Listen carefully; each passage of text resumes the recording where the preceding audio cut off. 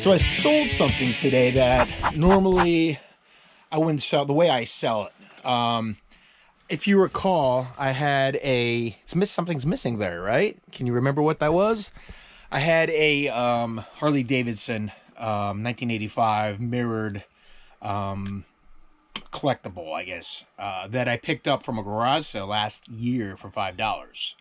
And I've been trying to sell it online for like $50, $60, and I was just sick of looking at it. I mean, it was nice, but I'm not a Harley guy. I'm not a bike guy. So I know one guy at a local shop is into that stuff, and I know he knows Harley moves pretty fast. And so, I wanted $40 for it, and he's like, "Well, that's probably what I'm going to put on it. So I'm not going to sell it to you. I don't want to buy it for 40." So I'm like, "How about a trade?" And he's like, "All right, well, it depends what you want." So as we're walking around, I come upon this.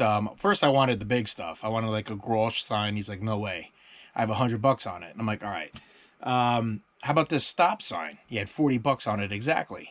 And he's like, "Yeah, I'll do $40," because he probably got it for like $1 or something, or $5. So, he's calculating, and so we do a trade. So $5 turned into a $40 valuable. I had $40 on the Harley anyway, but I couldn't move it.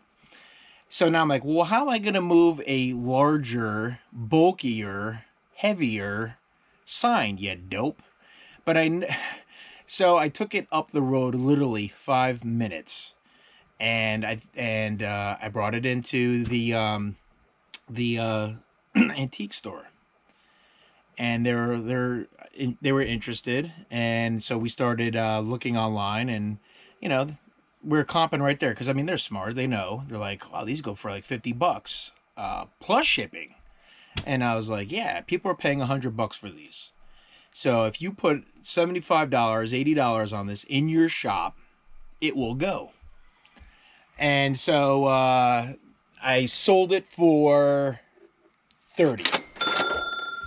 I wanted 40. She wouldn't do 35. I just wanted to get rid of it.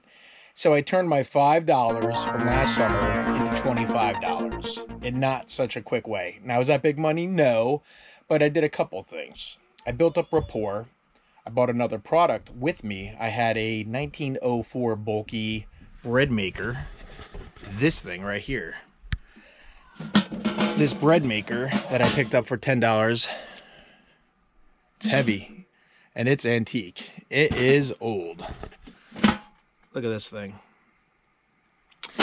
So I put the bug in their ear, and she goes, "Well, I know someone who does reenactments, and let me see if they're interested." So I don't know yet. And they're like, "What would you want for it?"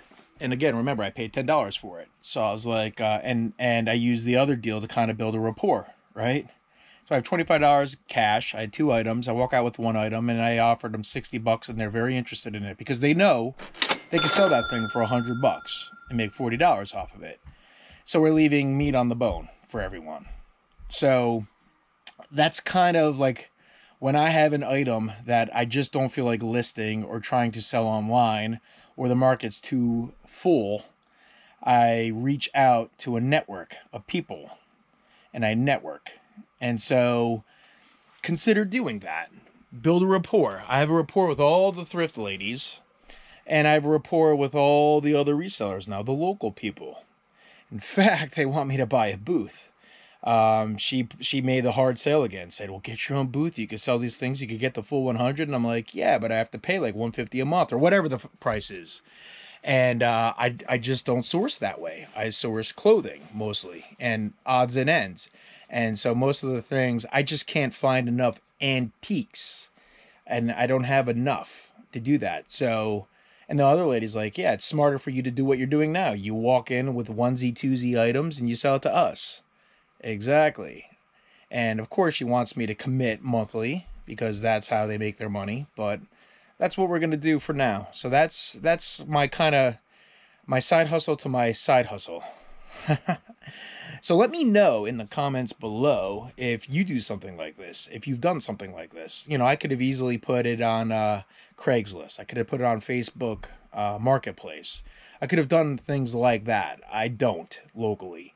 I like to build rapport in person, get to build relationships, because one, they get to know me and I can move it faster. I walk in, what do you got for me today? Here you go, boom. Yeah, I want it, or no, I don't want it.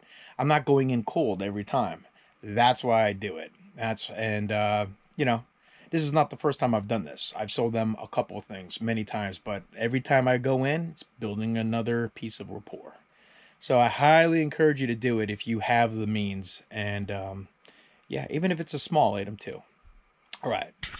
eMan here from the Vintage Flipper. Thanks for watching the video, and make sure that you hit the like button and subscribe to our channel. Thanks a lot.